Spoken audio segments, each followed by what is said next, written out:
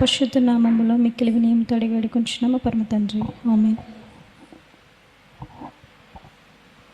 ప్రార్థించిన సహోదరికి వందనములండి. కొన్ని మాటలు మనం ధ్యానించుకుందాము, చిన్న ప్రార్థన చేసుకుందాం.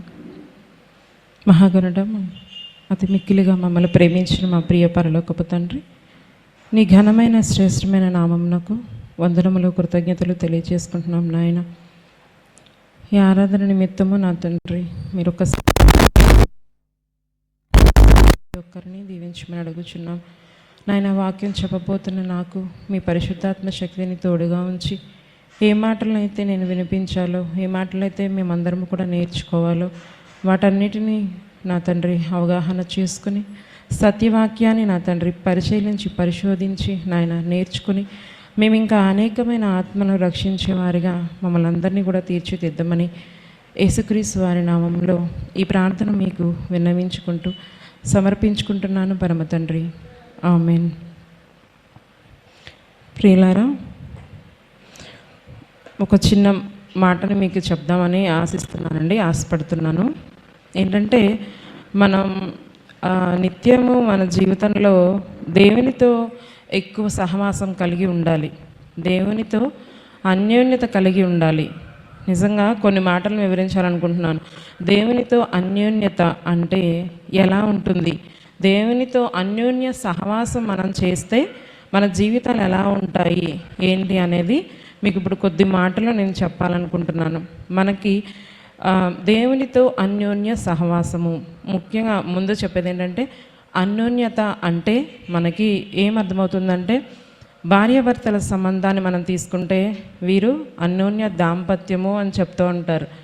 అలాగే స్నేహితుల్ని కనుక మనం తీసుకున్నట్లయితే స్నేహితులు, వీరు మంచి స్నేహితులు అనడానికి వాళ్ళు ఇద్దరు కూడా మ్యూచువల్ అండర్స్టాండింగ్తో వాళ్ళు చదువుకోవటమే కానీ, లేకపోతే వ్యాపారాలు చేయడమే కానీ, లేకపోతే ఎప్పుడు చిన్నప్పటి నుంచి బాల్య స్నేహితులను కూడా అంటూ ఉంటారు. వారందరూ కూడా ఏంటంటే వీరందరూ అన్యోన్య సహవాసం కలిగి ఉన్నారు అని అంటే వీరందరినీ మనం ఉదాహరణగా చెప్పుకుంటూ ఉంటాం. అన్యోన్యత నిజంగా మనం ఈ లోకంలో బ్రతుకుతున్న మనలో అన్యోన్యత కనిపిస్తుందా? ఈ మనుషులలో ఉన్న అన్యోన్యత శాశ్వతమా? దేవునితో మనం అన్యోన్యత కలిగి ఉండాలా? నిజంగా దేవునితో అన్యోన్య సహవాసం మనకి కలిగి ఉన్నట్లయితే ఆయన మనకి ఎటువంటి జీవితాన్ని, నిత్య జీవితాన్ని మనకు అనుగ్రహిస్తానని అంటున్నారో తెలుసా? ఈ జీవితంలో భార్యాభర్తల సంబంధమే అన్యోన్యంగా ఉంటే సరిపోదండి. వారిద్దరిలోనూ కల్మషం ఉండొచ్చు, వారి ఇరువురు ప్రేమ నటనే ఉండొచ్చు. నిజంగా నిత్యము అన్యోన్యతగా ఉండేవాళ్ళు ఉన్నారు. ఇప్పుడు భర్త కొంచెం కోపిస్తాడు అనుకోండి, భార్య సర్దుకుని బ్రతుకుతుంది. అలాంటప్పుడు అలా అడ్జస్ట్మెంట్ అయ్యి బ్రతకడంలో కూడా, మ్యూచువల్ అండర్స్టాండింగ్ అయ్యి బ్రతకడంలో కూడా అన్యోన్యత ఉంది. అలాగే ఫ్రెండ్షిప్లో అయినా అంతే. ఒకరు ఎక్కువగా డిమాండ్ చేస్తూ ఉన్నా ఇంకొకళ్ళు తగ్గుతూ ఉంటారు. అలాగా వాళ్ళ స్నేహాన్ని ఎప్పుడు పోగొట్టుకోరు. మరి ఈ లోక సంబంధమైన ఈ బంధాల కోసమే మనం అనేక తాపత్రయాలు పడుతూ ఉంటాం. ఈ అన్యోన్యతను పోగొట్టుకోకూడదు, ఈ ఫ్రెండ్షిప్ని పోగొట్టుకోకూడదు అని ఎన్నో ప్రయత్నాలు చేస్తూ జీవితంలో నటనే కానివ్వండి, నిజమే కానివ్వండి, ఎవరిని పోగొట్టుకోదలుచుకోరు, ఏ సంబంధాన్ని కూడా పోగొట్టుకోదలుచుకోరు. మరి దేవునితో అన్యోన్యత అనేది మనకి ఎలా ఉంది అనేది మనం ప్రశ్నించుకోవాలి కదా. దేవునితో అన్యోన్య సహవాసం కలిగిన వారు అప్పట్లో ప్రవక్తలు చాలామంది ఉన్నారు. అలాగే దేవుని మాటలని అనుసరించిన వారు, ఆలోచించిన వారు కూడా అనేక మంది ఉన్నారు. ఉదాహరణకి మనం అబ్రహాం గారిని తీసుకుందాం. అబ్రహాం గారికి దేవునికి ఎటువంటి వాడని మనకు చెప్తున్నాడో మనకి 66 పుస్తకాల్లోనూ మనకి చేతిలో పెట్టారు కదా. ఆయన మనస్సు మన చేతిలో ఉంది. ఆయన మనస్సుని మనం నిత్యము ధ్యానించుకోవాలి కదా. దానిలోంచి యాకోబు రాసిన పత్రిక 2వ అధ్యాయము 23వ వచనం మనం చూసుకున్నట్లయితే చక్కని మాట మనకు కనిపిస్తుందండి. అబ్రహాము దేవుని నమ్మెను, అది అతనికి నీతిగా ఎంచబడెను అను లేఖనము నెరవేర్చబడెను, మరియు దేవుని స్నేహితుడని అతనికి పేరు కలిగెను. చూసారా, ఇక్కడ దేవుని చేత అబ్రహాం గారు మంచి స్నేహితుడు అనిపించుకున్నాడు కదా. ఇక్కడ ఆయన నమ్మారు. అబ్రహాం గారు నిజంగా ఆయన మాటను విన్నారు. ఆయన ఆలోచన, అబ్రహాం గారికి దేవుడు ప్రత్యక్షమయ్యాడని చెప్పట్లేదండి. అలా ఆయన ఆలోచన నెరవేర్చడానికి ఏ రూపంలో దేవుడి మాటలు కనిపించినా కానీ, దేవుని మాటలు వినిపించినా కానీ వారు దేవునికి విధేయులై ఉన్నారు. ఆయన మాటని నమ్మారు. అబ్రహాం గారు ఏం చేశారు? ఆయనకి ఎక్కడికి వెళ్ళాలో తెలియకుండానే కుటుంబంతో బయలుదేరి వెళ్ళారు కదా. వాళ్ళు ఉన్న ఊరిలోనే పరదేశులుగా నివసించారు కుమారులతో పాటు. ఎలాగా? దేవుని మాటను నమ్మి విని వారు దేవునితో సహవాసం చేయడం వల్ల నీతిమంతుడు అని ఎంచబడ్డాడు. అలాగే మంచి స్నేహితుడు, నాకు మంచి స్నేహితుడు అని అనిపించుకున్నాడు కదా. మరి ఎంత గొప్ప ధన్యత అబ్రహాం గారికి కలిగిందో కదా. అలాగే మోషే గారి గురించి కూడా మనం చూసినట్లయితే నిర్గమకాండము 33వ అధ్యాయము 11వ వచనంలో ఒక్కసారి మనం చూద్దాం. నిర్గమకాండము 33వ అధ్యాయము 11వ వచనం. మనుష్యుడు తన స్నేహితునితో మాట్లాడినట్లు యెహోవా మోషేతో ముఖాముఖిగా మాట్లాడుచుండెను. చూసారా, ఇక్కడ మోషే గారితో కూడా ఆయన ముఖాముఖిగా మాట్లాడుతున్నారంటే మాటను వినిపించారు కదా. దేవుని మాటలు విన్నారు. ఆయన అగ్నిలోంచి విన్నారు, కొంతమంది గాలిలోంచి విన్నారు, కొంతమందికి దేవదూత ప్రత్యక్షమే చెప్పింది. ఇవన్నీ కూడా దేవుని మాటలు. దేవుని మాటలు వారికి దేవుడు ప్రత్యక్షం కాకపోయినా దేవుని మాటలను వారు విని గైకొన్నారు. ఆయన ఆలోచనల్ని గైకొన్నారు. వారందరూ కూడా దేవునితో సహవాసం కలిగి ఉన్నారు, అన్యోన్యత కలిగి ఉన్నారు. అన్యోన్యతకి సహవాసానికి డిఫరెన్స్ తెలుసా? అన్యోన్యత అనంటే మనం ఒకళ్ళని గురించి ఒకరు తెలుసుకొని అవగాహన కలిగి ఉండటం. సహవాసం అంటే ఫ్రెండ్షిప్. సహవాసం చేయడం అనంటే వీడితో ఇప్పుడు మనం ఒక్కలమే సింగిల్గా ఎక్కడికి వెళ్ళలేమనుకోండి, తోడు తీసుకెళ్తూ ఉంటాం. ఫ్రెండ్స్ నరే రారా, నాకు భయంగా ఉంది, కొంచెం జతరా అని చెప్తూ ఉంటాం. అలాంటి కొంచెం మనకి తోడు దొరికితే ధైర్యంగా ఉంటుంది కదా అన్నట్టుగా వారితో సహవాసం చేస్తుంటారు. కొంతమంది సహవాసం చేసేవారిని మనకి ఎలా అంటే వాళ్ళు సహవాసం చేసేవారితో కూడా మనం వాళ్ళ స్నేహం ఎటువంటిది అనేది కూడా మనకు అర్థమవుతూ ఉంటుంది. ఒకళ్ళు ఫ్రెండ్షిప్ ఒకళ్ళు వదులుకోరు.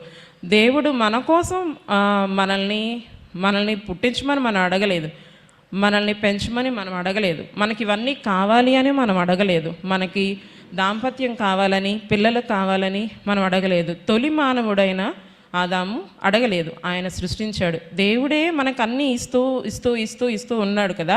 మనం దేవునికి ఏమి ఇస్తున్నాము? దేవునితో అన్యోన్య సహవాసం మనం కలిగి ఉన్నామా లేదా? అసలు దేవుని మాటలు మనం నెరవేర్చగలుగుతున్నామా?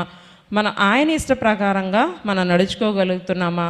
అబ్రహాం గారిలాగా, మోషే గారిలాగా ఇంకా అనేకమైన ప్రవర్తనలు ఉన్నారు కదా, వారందరూ కూడా దేవుని మాటను గైకొనిన వారే. అలా మనం ఉంటున్నామా లేదా అనేది మనం పరిశీలించుకోవాలి. అలా ఆజ్ఞలని నెరవేర్చేవారిగా మనం ఉంటే మనకేం జరుగుతుందో తెలుసా? యోహాను సువార్త 15వ అధ్యాయము, యోహాను సువార్త 15వ అధ్యాయము 13-14 వచనములండి. ఒక్క నిమిషం. 15వ అధ్యాయం 13 చదవండి అమ్మా. తమ స్నేహితుల కొరకు తమ ప్రాణము పెట్టువాని కంటే ఎక్కువైన ప్రేమ గలవాడెవడను లేడు. నేను మీకు ఆజ్ఞాపించు వాటిని చేసిన ఎడల మీరు నా స్నేహితులై ఉందురు. చూసారా, ఇక్కడ ఏమంటున్నారండి? ఆయన ఆజ్ఞాపించిన వాటిని చేస్తే మనం కూడా ఆయన స్నేహితులం అవుతామంట. ఎంత మంచి మాటలు మనకు చెప్పారో కదా. మనందరం కూడా దేవునితో ఉండాలి, ఆయన మాటలను గైకొనాలి అని అంటే మనకి స్నేహితుని అవుతాడంటే మనకి ఏం కావాలండి? నిజంగా ఆయన అర్థం చేసుకోవాలంటే ఏం చేయాలో తెలుసా? వాక్యం చదవాలి. వాక్యాన్ని మనం నిత్యము చదివామనుకోండి, దేవునితో నిజంగా ఫ్రెండ్షిప్ చేసినట్టే. ఏదో మనం ఎక్కువ బైబిల్ చదివితే కొంతమందికి నిద్ర వస్తూ ఉంటుంది కదా. మనం మొబైల్ చూసి చూసి చూసి పడుకుంటాం. అప్పుడు నిద్ర రాదు. కళ్ళు ఎర్రగా ఉన్నా కానీ నైట్ అంతా పడుకునేటప్పుడు మొబైల్ చూస్తూనే, స్క్రోల్ చేస్తూనే, వీడియోస్ చూస్తూనో ఏదో ఒకటి సంథింగ్, దాని నుంచి మాత్రం మన ఐడియాస్ ఏవి పోవు కదా. ఎక్కువ కాన్సన్ట్రేషన్ ఉంటుంది. టైం అయిపోతున్నా కానీ మన మొబైల్ నుంచి మాత్రం ధ్యాస పక్కకి రాదు. కానీ బైబిల్ చదువుతూ ఉంటే ఒక్కొక్కళ్ళకి ఏమవుతుంది, నిద్ర వస్తూ ఉంటుంది. ఒక్కొక్కళ్ళు పొద్దుటే వాక్యం చదివేసి బయటికి వెళ్ళిపోతారు, నా డ్యూటీ అయిపోయింది అనుకుంటారు. కానీ ఆయన మనసు మనకు తెలిస్తే, ఆయనకి దగ్గరగా మనం ఉండాలి అంటే ఆయన మనసుని మనం నిత్యము తెలుసుకోవాలి. వాక్యాన్ని పరిశీలించి పరిశోధించి మనం చదవగలిగినట్లయితే ఆయన మనస్సు మనకు అర్థమవుతుంది. దేవుడు అనే వ్యక్తి మనల్ని ఈ భూమి మీదకి తీసుకొచ్చి ఎంత మంచి వారంగా మనం బ్రతకాలని చూశాడో ఆయన మనసు మనకు అర్థమైతే, ఆయనతో సహవాసం మనం చేయగలిగితే మనకి మంచి భవిష్యత్తు ఉంటుందండి. మనం ఎలా ఆయన అనుసరించి ప్రవక్తలందరూ నడుచుకున్నారో మనందరినీ కూడా అలాగా నడుచుకోమని చెప్తున్నారు. అలాగే ప్రవక్తలందరూ కూడా చేశారు. మరి తన కుమారుని అనుసరించి నడుచుకున్న వాళ్ళు కూడా అనేక మంది ఉన్నారు కదా. 1 కొరింథీయులకు రాసిన పత్రిక, తండ్రి అయిన దేవుడు ఏం చెప్తున్నాడంటే ఇక్కడ కొరింథీయులకు రాసిన మొదటి పత్రిక 1వ అధ్యాయం 9వ వచనం చూడండి.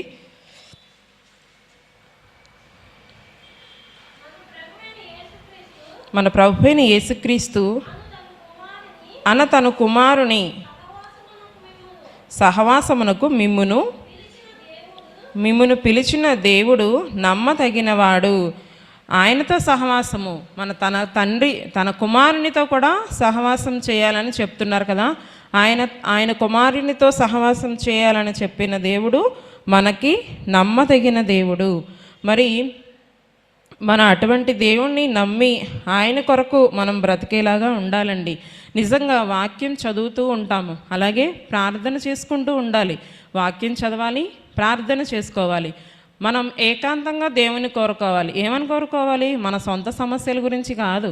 మనం దేవునితో ఎలా సహవాసం చేయాలి, ఆయనతో సహవాసం చేయాలంటే ఏ అలవాట్లు మనం అలవరుచుకోవాలి, మంచి అలవాట్లు మనం అలవరుచుకుంటున్నామా లేదా. తండ్రి, నా కళ్ళు నన్ను మోసపుస్తున్నాయి, నన్ను క్షమించు అని మనం అడగాలి దేవుణ్ణి. మన శరీరంలో ఏమైనా మలినాలు ఉన్నాయేమో అడగాలి. అంతేగాని నాకు డబ్బు కావాలని, నా అప్పులు తీర్చమని, నా రోగాలు తీర్చమని, నా స్నేహితుడు దెబ్బలాడుకున్నాం, మాకు ఇద్దరికి ఫ్రెండ్షిప్ని కుదర్చమని, ఇలాంటి ప్రార్థన వ్యర్థమైన మాటలు దేవుడు వినడు కదా.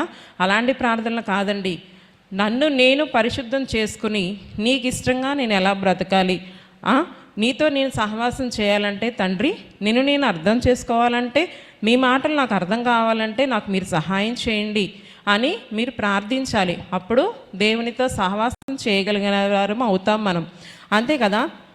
ఇప్పుడు దేవునికి ఇష్టమైన పని మనం చేయాలి. ఇప్పుడు దేవుడు అనుమతి ఇస్తేనే కదా. దేవుడు అనేకమైన పరీక్షలు మనకి పెడుతూ ఉంటాడు కదా. మన జీవితంలో చాలా సమస్యలతో ఉన్నవారు చాలామంది ఉంటారు. ఆ సమస్యలన్నీ వస్తున్నాయంటే దేవుడు అంగీకరిస్తేనే మనకి సమస్యలు అన్నాయి. అనుమతి ఇస్తేనే మనకి సమస్యలు. ఎందుకు? మనల్ని పరీక్షించడానికి పెడతాడు. ఈజీగా మనం పరలోకం చేరుకోవాలంటామా? అంత ఈజీగా మనకు వచ్చేస్తుందా? మనం ఇంత మలినమైన శరీరం, ఈ పాపమైన అవయవాలు, చూపు మనకు తెలియకుండానే చూపు పాపం మీదకి వెళ్ళిపోతూ ఉంటుంది. మన దారిలో నడుచుకుంటూ ఉండగానే మనం ఇది చూడకూడదు అని అనుకుంటూనే ఆటోమేటిక్గా చూసేస్తూ ఉంటారు. అలాంటి తెలియని పాపాలు చాలా చేస్తూ ఉంటాం కదా. అలా పాపాలు చేస్తున్న మనం పరలోకం చేరుకోవాలంటే దేవుడు అనుమతినిస్తాడా? దేవుడే ఆజ్ఞలను గైకొని మన శరీరంలో ఉన్న పాపాలని కడుక్కోవాలి కదా. మన శరీరం పరిశుద్ధంగా ఉండాలి. అప్పుడే ఆయనకి నచ్చినట్లుగా మనం బ్రతకగలం. ఆయనతో సహవాసం చేసేవారుగా మనం ఉండగలం కదా. ఒక యోబు గారిని చూసుకుందామా. ఆయనకి ఎన్ని సమస్యలు వచ్చినాయి మనకు తెలుసు. ఆయనకి ఎన్ని శ్రమలు పడ్డారో, ఆయన శరీరానుసారమే కానీ, కుటుంబ పరంగానే కానీ, ఆస్తి పరంగా కానీ, వ్యాధుల పరంగా కానీ అనేకమైన సమస్యలు ఆయన ఎదుర్కొన్నారు. అపవాది దేవునిని అడిగినప్పుడు దేవుడు అనుమతినిస్తేనే సమస్యలు వచ్చినాయి. ఎందుకు? ఆ శోధనను మనం తట్టుకునే శక్తి దేవుడు మనకి ఇచ్చాడు. పరీక్షని నెగ్గి మనం ఆయన దగ్గరికి చేరుకోవాలనే ఒక్క ఉద్దేశంతో ఆయన పరీక్షలనే పెడుతూ ఉంటాడు. కానీ ఆయనకి మనం అంటే ఇష్టం లేక కాదండి. దేవుడు అనేకమైన సమస్యలు మనకి ఇచ్చినా ఎదుర్కొనే ధైర్యం మనకి ఉంది కాబట్టి అలాంటి సమస్యలు వస్తాయి. దురాశలోకి మనం వెళ్ళిపోతూ ఉంటాం. అది కూడా మనకి పరీక్షే. సంసోను గారు ఏం చేశారు? సంసోను గారు ఇశ్రాయేల్ సైన్యానికి నడిపించడానికి పెద్ద అధ్యక్షత వహించారు కదా. ఆయన ఒక స్త్రీ, మీకు తెలుసు కదా, స్త్రీ వల్ల ఆయన పాపంలో పడిపోయారు. మరి ఇస్కరియోతు యోధ చూసారా? ఇస్కరియోతు యోధ ఎవరితో సహవాసం చేశాడు? యేసుక్రీస్తు గారితోనే నడిచాడు. కానీ ఆయన ఏ దురాశలో పడిపోయాడు? ధనం అనే దురాశలో పడిపోయాడు. ఎంత నడిచినా ఆయన మనసు తొట్టిల్లిపోయింది కదా, ఏం చివరికి పాపంలో పడిపోయాడు. మరి ఇలాంటి వారు అందరూ మనకి ఉన్నారు కదా. మనమెంత ఈ మనుషులు ఈ జనరేషన్లో అసలు ఇలాంటిది కష్టం అంటారా? లేదు, కష్టం కాదండి. ఎందుకంటే మనం ఇలా పాడైపోతామని ముందే తెలిసి దేవుడు మనకి ఈ గ్రంథాన్ని మన చేతిలో పెట్టాడు కదా. నిత్యము ఆయనతో కానీ మనం ఉన్నామనుకోండి, ఆయనతో సహవాసం చేస్తే ఎటువంటి పాపంలోనూ మనం పడిపోము. ఈజీగా నేను పాపంలో పడిపోయాను అని మనం అనుకుంటూ తండ్రి నన్ను క్షమించు అని అంటే క్షమిస్తాడా? అది కూడా మనం ఒకసారి చూద్దామండి. మన పాపం చేయకుండా నిత్యము ఆయన అడుగుజాడల్లో నడవాలండి. యోహాను రాసిన మొదటి పత్రిక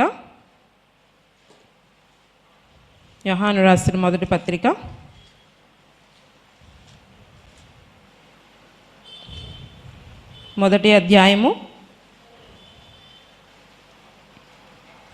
7వ వచనం చదవండి అమ్మా. యోహాను గారు రాసిన మొదటి పత్రిక. అయితే ఆయన వెలుగులోనున్న ప్రకారము మనమును వెలుగులో నడిచిన ఎడల మనము అన్యోన్య సహవాసం గలవారమై ఉందుము. అప్పుడు ఆయన కుమారుడైన యేసు రక్తము ప్రతి పాపము నుండి మనలను పవిత్రులుగా చేయును. చాలండి.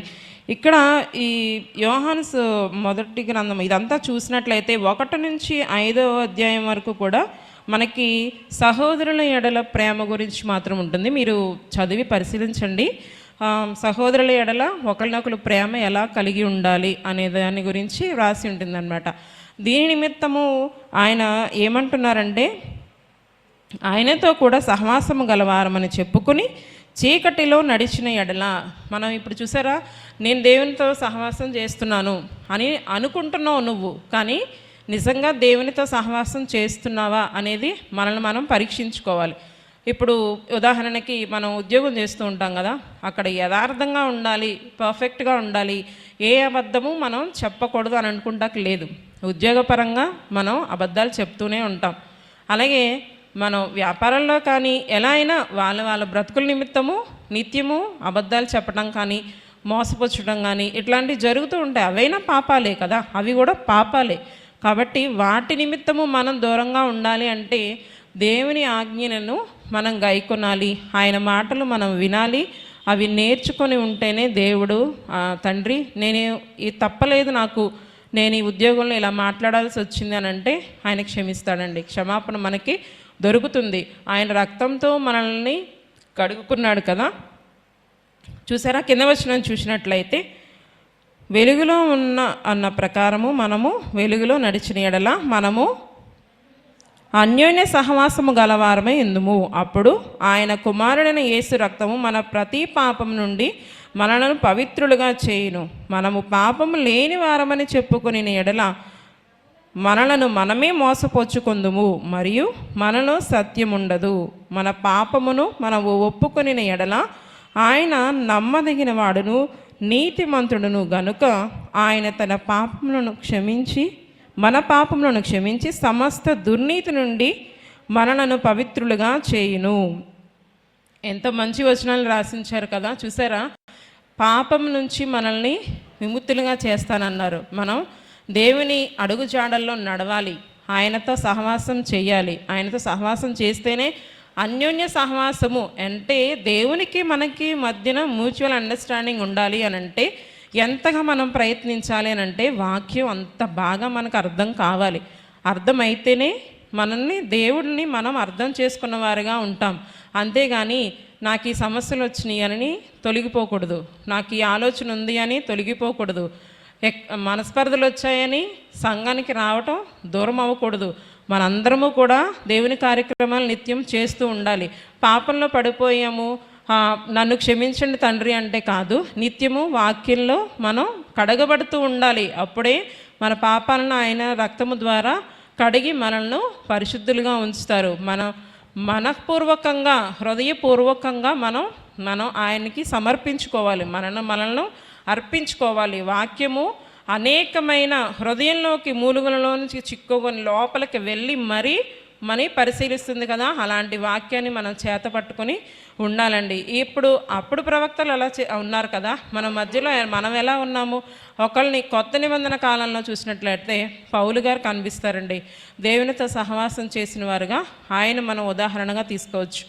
ఆయన గురించి మనం చూసినట్లయితే ఆయన ఎన్నో కార్యక్రమాలు చేస్తారు. దేవుని ఆలోచనల్ని పోలి ఉన్నారు. అపోస్తలుని పెద్ద సైన్యాన్ని ఆయన నడిపించారు కదా. వాళ్ళందరికీ వాక్యం బోధించినప్పుడు వాళ్ళందరూ ఏం చేశారు? వాళ్ళ చరస్థిరాస్తులను అమ్మేసుకొని ఆయన వెంబడి వచ్చారు. దేవుని సువార్త వారు చేశారు. ఆస్తిని కూడా వాళ్ళు ఏమనుకున్నారు? పెంటతో సమానంగా ఎంచుకున్నారు. నాకు ఈ ఆస్తి కావాలని అలా ఏమీ అనుకోలేదు. తగు మాత్రం వాళ్ళ దగ్గర ఉంచుకున్నారు, మిగతావంతా కూడా ఇచ్చేశారు, అమ్మేశారు కదా. వారి దగ్గర ఏమీ ఉంచుకోలేదు. అలాంటి ప్రయత్నం మనం ఏమైనా చేయగలమా? మనం ధనం సమకూర్చుకోవడానికే ప్రయత్నిస్తూ ఉంటామండి. ఇప్పుడు ఈ డబ్బు ఎలా సంపాదించాలి అనే ఆలోచనలోనే మనం మునిగిపోయి ఉంటాం కదా.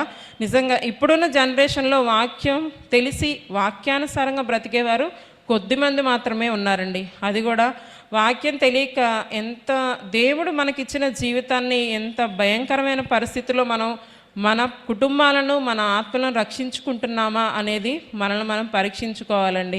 ఎందుకంటే ఇప్పుడున్న జనరేషన్లో చిన్నపిల్లలతో సహా మొత్తం అందరూ కూడా మైండ్ కూడా ఎక్కడ చెడిపోయిందండి, పాడైపోతున్న ఈ సమాజంలో ఏం చేయాలి? మనందరము కూడా వాక్యాన్ని చిన్ననాటి నుంచే పిల్లలందరికీ కూడా నేర్పించాలి.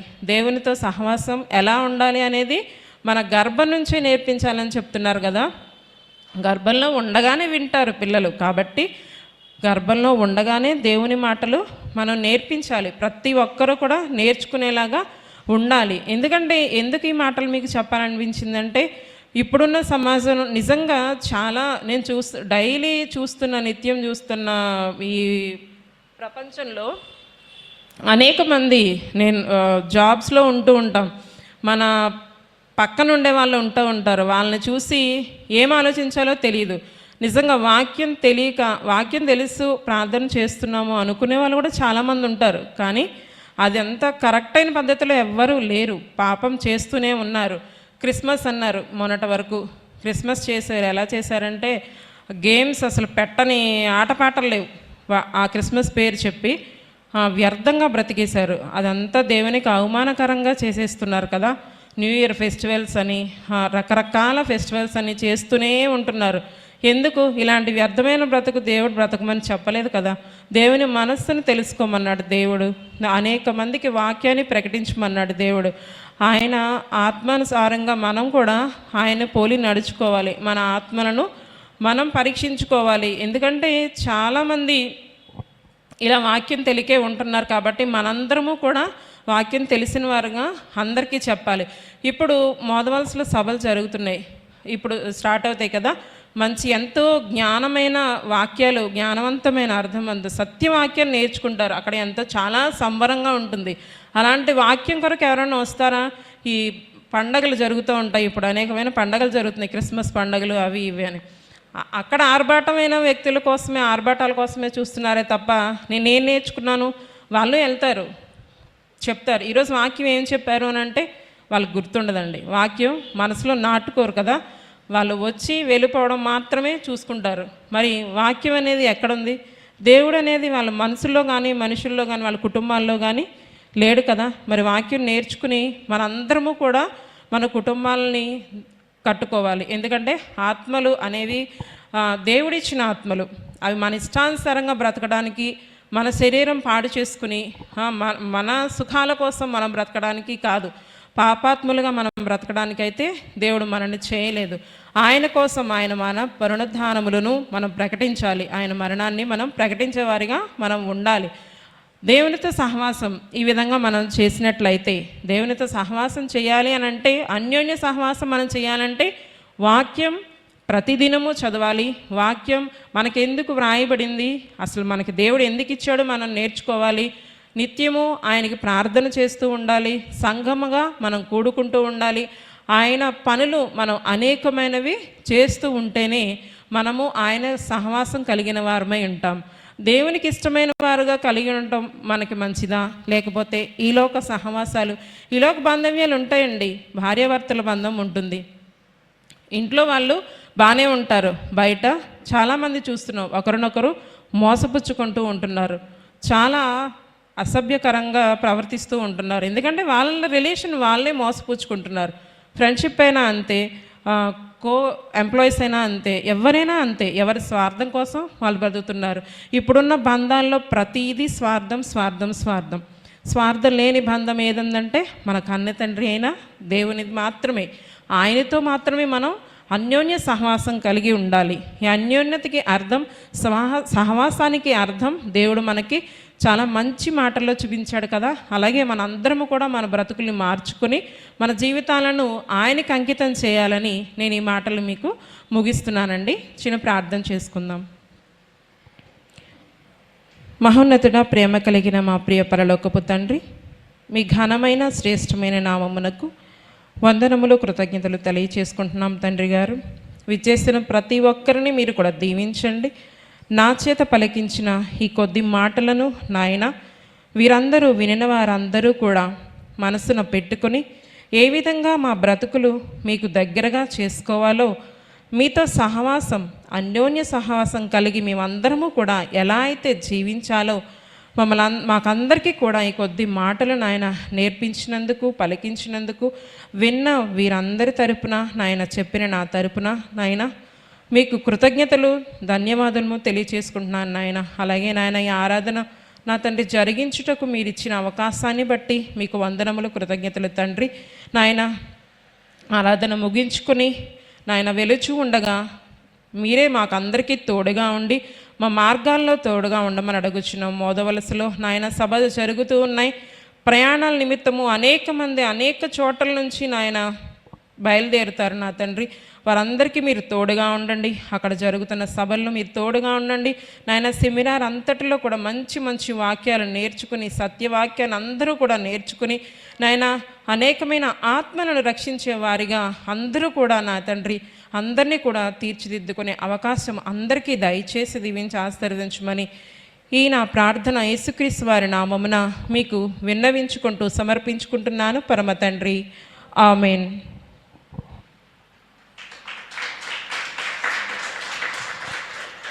మంచిదండి, చాలా సంతోషంగా